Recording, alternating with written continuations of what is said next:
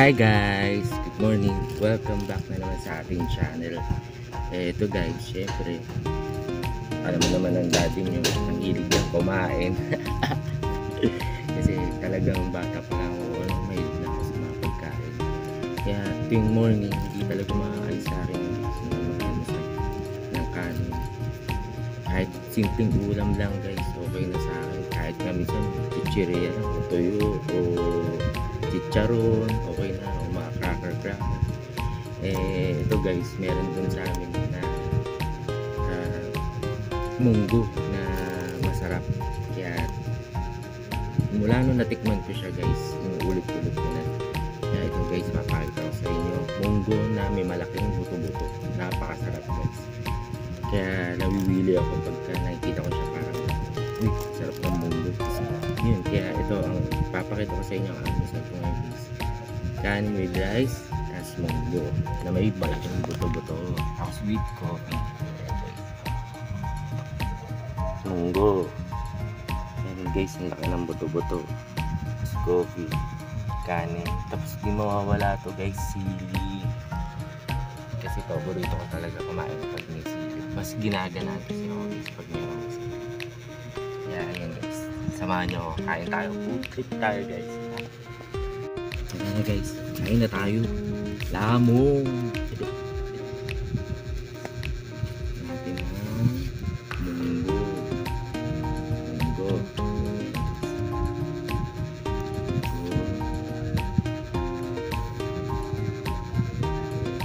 Sobrang napakasarap nito guys. Ganito yung gusto ko sa munggo. O kaya yung mga nilaga. Gagana ka talaga kumain. Pag ganito kalalaki yung laki guys.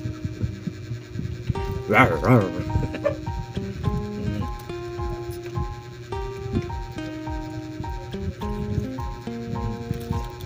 Harap ba?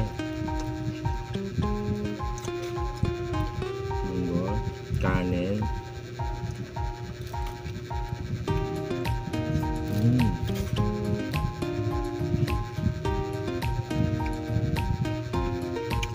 Sobra, malinam na malat sa guys, sobra.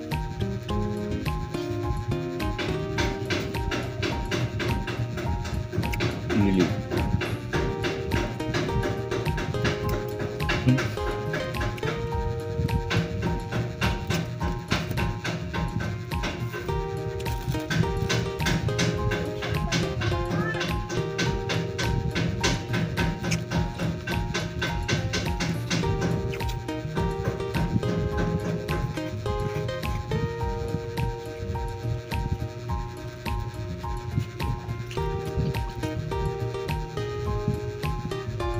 Guys, pag sa umaga, kanin na kagad ang masarap. Sobrang yung utak mo, yung katawan mo, gagana lahat. Siyempre, may energy ka, makapag-isip, makagawa ng isang bagay pag nagbe-breakfast ka ng kanin sa umaga. Tapos with coffee, what? Coffee tayo guys.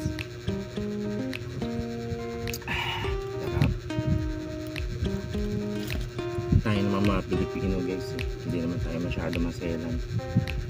May simple lang ulam, simple pagkain, mabusog lang tayo, malamanag ka natin, okay na tayo guys, diba?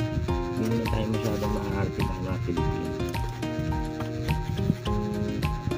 Basta ang importante sa atin, nakakain tayo sa 2 beses isang araw or 3. Maswerte ka na pag 3 times a day or 4 times, 5 times.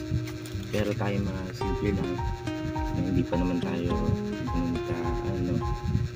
ka pera o mayaman, makadalawang kanin na tayo sa isang araw, sobra tayo. Basta kanin talaga, huwag lang yung mga kung ano na mga chichirya, yung wala yung guys. Kailangan kanin, yung pang energy talaga ng katawan.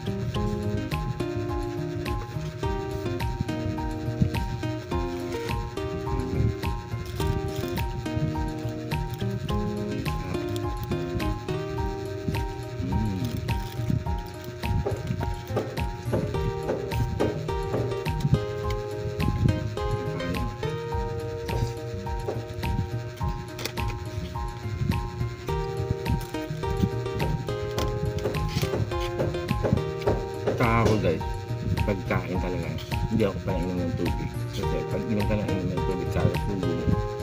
Mandali ka mabusog, mandali ka mawala ng gana. Kailangan, kain ka muna kain. Inom ka man, konti lang. Para mas marami kang makain ng pagkain. Pero pag mabubulong na ka na, inom ka na.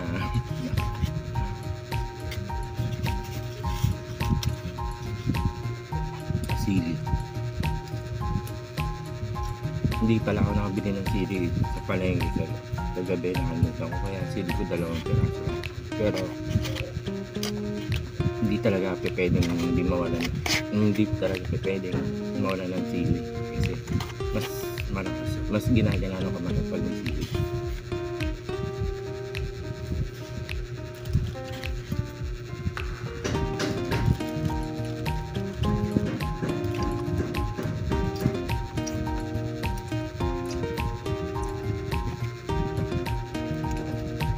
Shoutout nga pala dyan guys sa sumisikat na nagbabaral kay Diwata.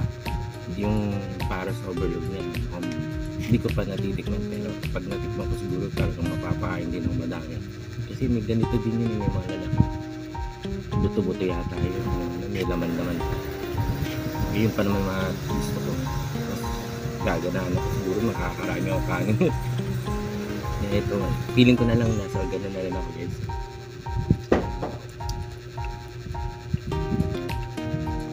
Litid niya na.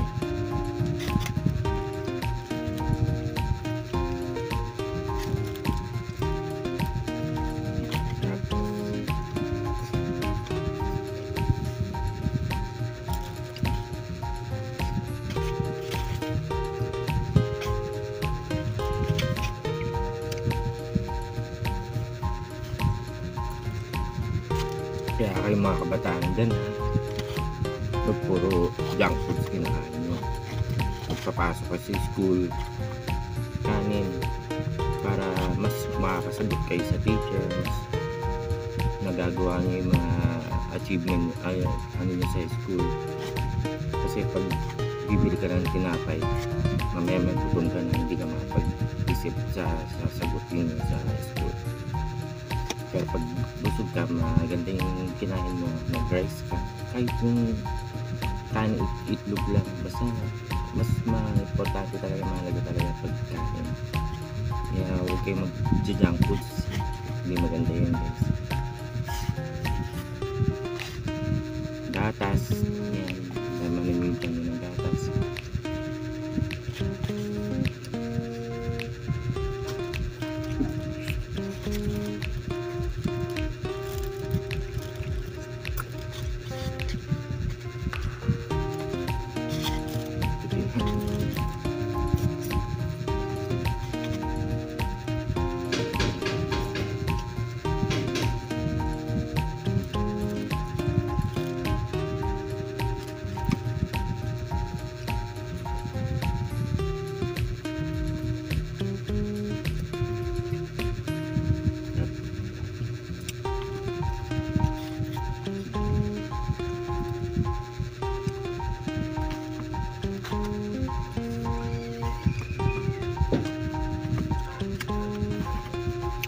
Kanin, pag bumibili ako ng kanin sa labas guys, dalawang plastic o tatlo, kasi talagang kanin talaga akong hilig, kaya kasalaga ng kanin, lalo pag may sabaw, nilaga o tinola, adobo yan.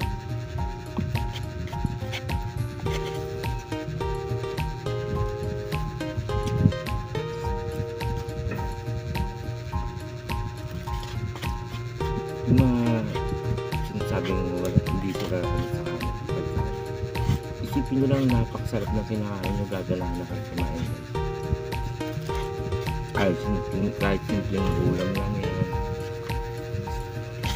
basta mayroon yung easy, mahalaga ang pagkain sa buhay natin. Magiging masarap yan, lagi mo lang isipin, importante kumain sa araw-araw.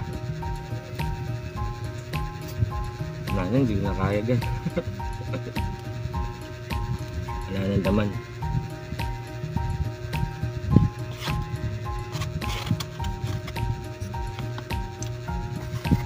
Tapos coffee tayo guys. Toast.